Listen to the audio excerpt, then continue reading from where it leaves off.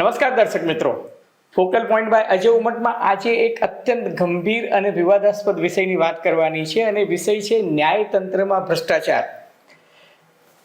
शेख आदम आबूवालाની બહુ જ જાણીતી પંક્તિ છે કે मेरे मुल्क में सिर्फ एक चीज प्योर है और वो करप्शन है। કરપ્શન એટલે કે ભ્રષ્ટાચાર।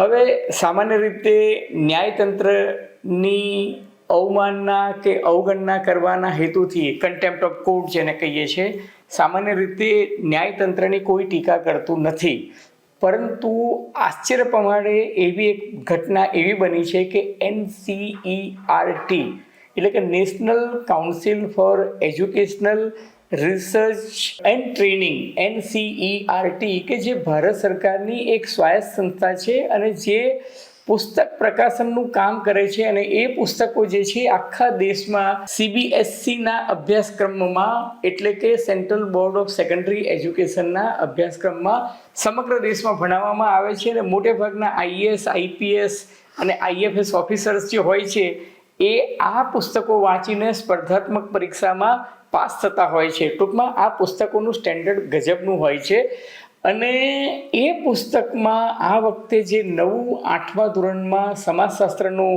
પુસ્તક જે અંગ્રેજીમાં પ્રકાશિત થયું એમાં એક્સપ્લોરિંગ સોસાયટીઝ એટલે કે સમાજમાં જે નવી નવી વ્યવસ્થા ઊભી થઈ રહી છે એમાં ભારતીય ન્યાયતંત્રમાં ભ્રષ્ટાચારના મુદ્દે એક આખું ચેપ્ટર મૂકવામાં આવ્યું અને એ ચેપ્ટરમાં ભારતીય ન્યાયતંત્રમાં ભ્રષ્ટાચાર કેટલો છે, ભ્રષ્ટાચાર અંગે કેવી ફરિયાદો આવી રહી છે, ભારતીય ન્યાયતંત્રમાં કેસોનો ભરાવો કેટલો બધો વધી ગયો છે, 5 કરોડથી વધુ કેસોનો ભરાવો ભારતીય અદાલતમાં છે, ભારતીય ન્યાયતંત્રમાં પડકારો શું છે અને ભારતીય ન્યાયતંત્રમાં ન્યાયાધીશોની નિમણૂક કઈ રીતે થાય છે, એમાં કેવા વિવાદાસ્પદ નિર્ણયો લેવાય છે, ત્યાંથી માંડીને આઝાદ ભારતમાં એક પણ ન્યાયમૂર્તિને ભ્રષ્ટાચારના મુદ્દે મહાભિયોગ દરખાસ્ત કે મહાભિયોગ પ્રસ્તાવ લાવીને કાઢી મૂકવામાં આવ્યા નથી, તેઓને પદભ્રષ્ટ કરવામાં આવ્યા નથી।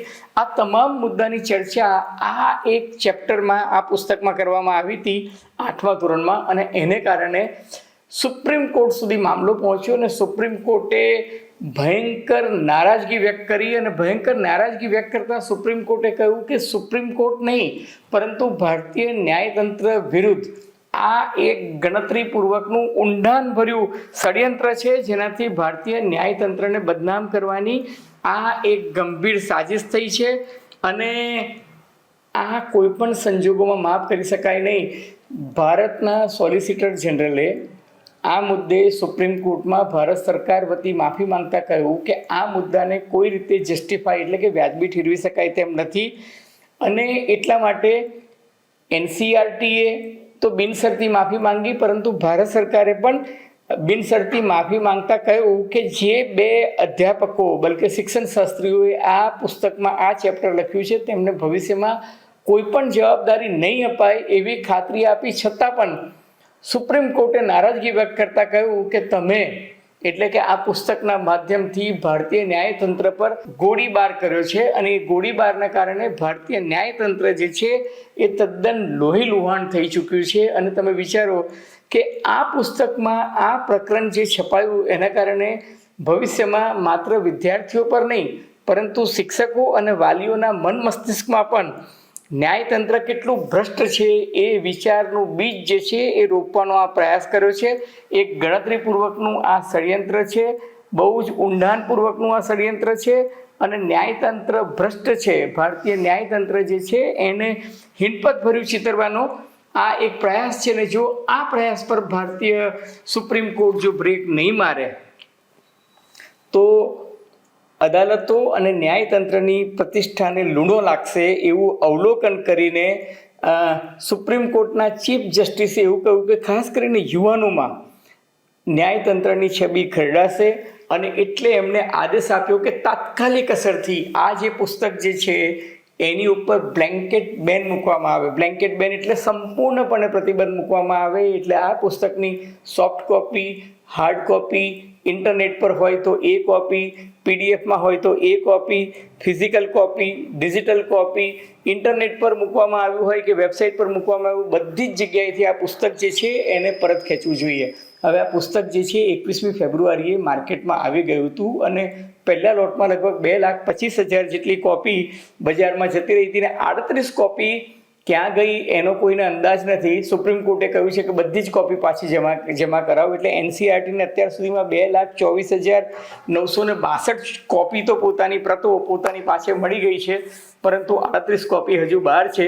પણ કોથળામાંથી બિલાડી બહાર આવી ચૂકી છે અને એને કારણે આ સંપૂર્ણ વિવાદ જાગ્યો છે. અલબત્ત સુપ્રીમ કોર્ટે ભયંકર નારાજગી વ્યક્ત કરી છે અને એમણે એવું કહ્યું છે, હું સુપ્રીમ કોર્ટના જે ચીફ જસ્ટિસે સૂર્યકાંતે જે કહ્યું છે એ વાક્યને અહીં અવતરિત કરું છું કે કોઈ પણ વ્યક્તિને ન્યાયતંત્રને બદનામ કરવાની કે એના પર સવાલ ઉઠાવવાની પરવાનગી કદી ન આપી શકાય. ન્યાયતંત્ર પર સમજી વિચારીને ગણતરીપૂર્વક કરાયેલો આ હુમલો છે અને ન્યાયતંત્રને ટાર્ગેટ કરવાની પરવાનગી સુપ્રીમ કોર્ટ કદી ના આપી શકે.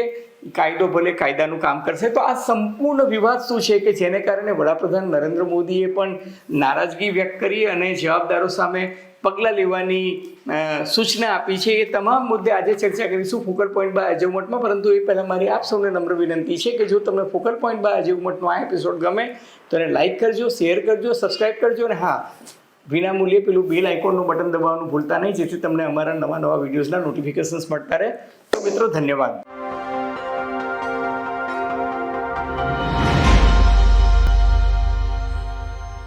હવે national council of educational research and training એટલે કે NCERT દ્વારા પ્રકાશિત ધોરણ 8માનું સમાજશાસ્ત્રનું આ પુસ્તક કે જેમાં ભારતીય ન્યાયતંત્રના પડકારો, ભ્રષ્ટાચાર, કેસોના ભરાવો વગેરેની જે વાત હતી એના મુદ્દાઓ કેટલા સાચા છે, એ મુદ્દાઓ શા માટે વિવાદાસ્પદ થયા, એ જો તમે અભ્યાસ કરો તો એને જે મુદ્દાઓની રજૂઆત કરી છે અથવા તો વિષય વસ્તુની છણાવટ કરી છે એમાં મુખ્યત્વે એને એવું કીધું છે કે ભારતીય ન્યાયતંત્રમાં જજોની સંખ્યા અપૂરતી છે. ટૂંકમાં ન્યાયમૂર્તિઓની જે નિમણૂક નીચલી અદાલતમાં, હાઈકોર્ટમાં અને સુપ્રીમ કોર્ટમાં સમયસર થવી જોઈએ એ નથી થતી. બીજું એણે એવું કહ્યું છે કે ઇન્ફ્રાસ્ટ્રક્ચર જે છે, અદાલતોની સંખ્યા, અદાલતોમાં ઓરડાઓની સંખ્યા અને ન્યાયમૂર્તિઓની સંખ્યા જે છે એ પૂરતી નથી અને એને કારણે સમયસર ન્યાય મળતો નથી અને ન્યાય મેળવવામાં વિલંબ એ હકીકતમાં ન્યાયથી વંચિત રાખવાની એક પ્રથા થઈ ચૂકી છે. હવે આ પુસ્તકમાં, આ ચેપ્ટરમાં તથ્ય આધારિત વાત કરવામાં આવી છે. એને એવું કીધું છે કે સુપ્રીમ કોર્ટમાં 81,000 કેસ, હાઈકોર્ટમાં 62 લાખ કેસ અને જિલ્લા અદાલતો અને નીચલી અદાલતોમાં 4,70,00,000 કેસ, એટલે કુલ 5 કરોડથી વધુ કેસ આ દેશની અદાલતોમાં પેન્ડિંગ છે. અને એને કારણે બેકલોગનો ભરાવો એટલે કે કેસોનો ભરાવો જે છે એટલો બધો થઈ ગયો છે કે એને કારણે સામાન્ય માણસ, જરૂરિયાતમંદ માણસ, ગરીબ માણસ નીચલી અદાલતમાં, ડિસ્ટ્રિક્ટ કોર્ટમાં, હાઈકોર્ટમાં કે સુપ્રીમ કોર્ટમાં પહોંચે તો એને ન્યાય મેળવવામાં ખૂબ વિલંબ થાય છે. અધૂરામાં પૂરું આ ચેપ્ટરમાં એવું લખ્યું છે કે ન્યાયતંત્રમાં જે ભ્રષ્ટાચાર છે, જે અનેક સ્તરે ભ્રષ્ટાચાર જોવા મળે છે, એને કારણે ગરીબો અને વંચિત લોકો જે છે એ ન્યાયની પ્રક્રિયામાં સાચા અર્થમાં ન્યાય મેળવવામાં પાછા પડે છે અને એને કારણે ન્યાયતંત્રની વિશ્વસનીયતા અને પારદર્શકતા જળવાતી નથી. એને કહ્યું કે ન્યાયતંત્રમાં ન્યાયાધીશ સામે ભ્રષ્ટાચારની ફરિયાદ કરો તો પ્રથા મુજબ ફરિયાદ જે છે એ ફોરવર્ડ થાય છે હાઈકોર્ટના ચીફ જસ્ટિસ કે સુપ્રીમ કોર્ટના ચીફ જસ્ટિસ સુધી એ ફરિયાદ જાય છે, આંતરિક તપાસ થાય છે. પરંતુ 2017થી 2021 દરમિયાન 1600 જેટલા નાના મોટા સ્તરે જિલ્લા ન્યાયાધીશ હોય કે હાઈકોર્ટના ન્યાયમૂર્તિ હોય કે સુપ્રીમ કોર્ટના ન્યાયમૂર્તિ હોય, એ બધા જ્યુડિશિયલ ઓફિસર સામે લગભગ 1600 જેટલી ફરિયાદો થઈ. પરંતુ એ 1600 જેટલી ફરિયાદ જે ન્યાયમૂર્તિઓ સામે થઈ હતી અલગ અલગ સ્તરે, એની સામે શું ફેંસલો આવ્યો, એની સામે શું ઇન્ક્વાયરીનું પરિણામ આવ્યું, એની કોઈ જ માહિતી જે છે એ કોઈ દિવસ પ્રાપ્ત થતી નથી. સુપ્રીમ કોર્ટ ઉપરાંત સંસદ જે છે એ હાઈકોર્ટ કે સુપ્રીમ કોર્ટના જજ જે છે એની સામે ઇમ્પીચમેન્ટ એટલે કે મહાભિયોગ દરખાસ્ત લાવી શકે છે અને દરખાસ્ત લાવીને જજ જે છે એને બરતરફ કરી શકે છે. પરંતુ સાથોસાથ આ પુસ્તકના આ ચેપ્ટરમાં લખાયેલા લેખમાં કહેવામાં આવ્યું છે કે આઝાદ ભારતમાં એટલે કે આઝાદીનો અમૃત મહોત્સવ જે છે એ તો સમાપ્ત થઈ ગયો, પરંતુ છેલ્લા 76 વર્ષના ઇતિહાસમાં સ્વતંત્ર ભારત, આઝાદ ભારતમાં એક પણ હાઈકોર્ટ કે સુપ્રીમ કોર્ટના ન્યાયમૂર્તિ છે એની સામે મહાભિયોગ પ્રસ્તાવ આવ્યો હોય અને એને ઇમ્પીચ કરવામાં આવ્યા હોય અથવા તો પદભ્રષ્ટ કે બરતરફ કરવામાં આવ્યા હોય એવો એક પણ કિસ્સો નોંધાયો નથી. તાજેતરમાં જ આપણે સૌ જાણીએ છીએ કે દિલ્હીના એક સિનિયર હાઈકોર્ટના જજ હતા, એમના નિવાસસ્થાનેથી સળગેલી નોટો મળી હતી. એ મામલો અત્યારે સુપ્રીમ કોર્ટમાં પણ પેન્ડિંગ છે અને પાર્લામેન્ટમાં પણ ઇમ્પીચમેન્ટ મોશનમાં આવી ચૂકી છે. અલબત્ત એના પર હજુ કોઈ ચર્ચા કે ફેસલો આવ્યો નથી. એ એક આડ વાત છે. મુખ્ય વાત એ છે કે આ પુસ્તકમાં જે મુદ્દા ઉઠાવવામાં આવ્યા છે કે ભાઈ મામલો સુપ્રીમ કોર્ટમાં છે, વિચારાધીન છે, 14મી માર્ચે કદાચ આગળની સુનાવણી કે કાર્યવાહી થશે, પરંતુ એને જે મુદ્દા ઉઠાવ્યા છે કે સુપ્રીમ કોર્ટમાં કે હાઈકોર્ટમાં કે નીચલી અદાલતોમાં શા માટે બેકલોગ છે, તો એ કેવું કહેવા માંગે છે કે હાઈકોર્ટમાં આજની તારીખે 300થી વધુ જજોની નિમણૂક બાકી છે. ડિસ્ટ્રિક્ટ કોર્ટ્સ અને નીચલી અદાલતોમાં લગભગ 26,000 જેટલું મહેકમ છે, એમાંથી 4800 જેટલી બેઠકો જે છે નિયુક્તિ થતી નથી. કોર્ટરૂમ જે છે એ પર્યાપ્ત સંખ્યામાં નથી. ડિજિટલ રેકોર્ડિંગ સિસ્ટમ હોય અથવા તો રેકોર્ડ રૂમ્સ હોય, ઇન્ટરનેટ જે છે એ દરેક જગ્યાએ એટલું સુલભ નથી. હાઈકોર્ટમાં, સુપ્રીમ કોર્ટમાં ઇન્ફ્રાસ્ટ્રક્ચરમાં ઘણો બધો સુધારો આવ્યો છે, પરંતુ નીચલા સ્તરે જે ઇન્ફ્રાસ્ટ્રક્ચર સુધરવું જોઈએ, કનેક્ટિવિટી મળવી જોઈએ, એ હજુ સંપૂર્ણપણે મળી નથી. અને બીજું કે ન્યાયમૂર્તિઓની નિમણૂક જે છે એ કોલેજિયમ પ્રથાથી થાય છે. કોલેજિયમ પ્રથા એટલે કે ન્યાયમૂર્તિઓ જ ન્યાયમૂર્તિની નિમણૂક કરે છે. ત્યારે આ પદ્ધતિ અંગે પણ જે વિવાદ છે એનો આ ચેપ્ટરમાં ઉલ્લેખ કરવામાં આવ્યો છે અને એવું કહેવામાં આવ્યું છે કે આ પ્રક્રિયા જે છે એ ધીમી છે અને 2019ની ભલામણો જે કોલેજિયમે કરી હોય એ સરકારની મંજૂરીની અપેક્ષાએ હજુ પણ પેન્ડિંગ છે. ટૂંકમાં રાજકીય અને વહીવટી તંત્ર સામે તો ઘણા બધા અંગુલી નિર્દેશ આ કેસમાં થયા છે, પરંતુ ન્યાયતંત્ર સામે પણ આંગળી ચીંધવામાં આવી છે. અને એટલે જ સુપ્રીમ કોર્ટે સુઓ મોટો એટલે કે સ્વયં સંજ્ઞાન લઈને આ કિસ્સામાં ભયંકર નારાજગી વ્યક્ત કરી છે.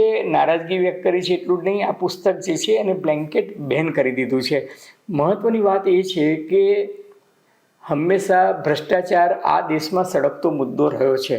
ભ્રષ્ટાચારને કારણે, ભ્રષ્ટાચારના વિવાદના કારણે, ભ્રષ્ટાચારના આક્ષેપને કારણે ઘણા રાજકારણીઓએ પોતાના પદ પરથી રાજીનામું આપવું પડ્યું છે. ઘણી વખત સરકારો ઉથલી ચૂકી છે. પરંતુ સમાજ વિજ્ઞાનમાં 8મા ધોરણમાં આ ચેપ્ટર લાવવાનું લોજિક શું છે?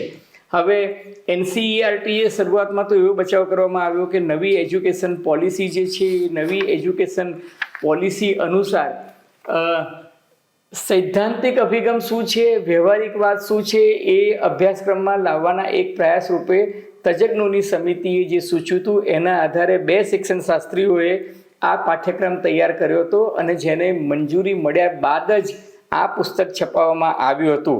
અલબત્ત અત્યારે આ મેટર સુપ્રીમ કોર્ટમાં સબજુડિસ છે અને 13મી 14મી માર્ચે એના પર આગળ સુનાવણી થશે. એટલે અલ્ટિમેટ ફાઇનલ જજમેન્ટ શું આવશે, સુપ્રીમ કોર્ટ શું ભારત સરકારની બિનશરતી માફી સ્વીકારશે, NCERTના અધિકારીઓની અને NCERT કે જે એક સ્વાયત્ત સંસ્થા છે એની માફી સ્વીકારશે કે કેમ, એ તો આવનારો સમય નક્કી કરશે. સુપ્રીમ કોર્ટ શું વલણ અપનાવે છે. પણ એક વાત ચોક્કસ છે કે ન્યાયતંત્રમાં ભ્રષ્ટાચારના મુદ્દે એક ચર્ચા જે છે એ ચર્ચા આ પુસ્તક ભલે બેન થયું પણ ચર્ચા જે છે એ શરૂ થઈ છે. આગે આગે દેખો હોતા હૈ ક્યાં. મિત્રો, તમને ફોકલ પોઈન્ટ બાય અજય ઉમટનો આ એપિસોડ નવ ગુજરાત સમય અને અમદાવાદ મિરરના સથવારે ગમ્યો હોય તો મહેરબાની કરીને એને લાઇક કરજો, શેર કરજો, સબસ્ક્રાઈબ કરજો. અને આપ શું માનો છો? આપની પ્રતિક્રિયા, ટીકા ટિપ્પણી અમને ગમશે. ધન્યવાદ. ખૂબ ખૂબ આભાર.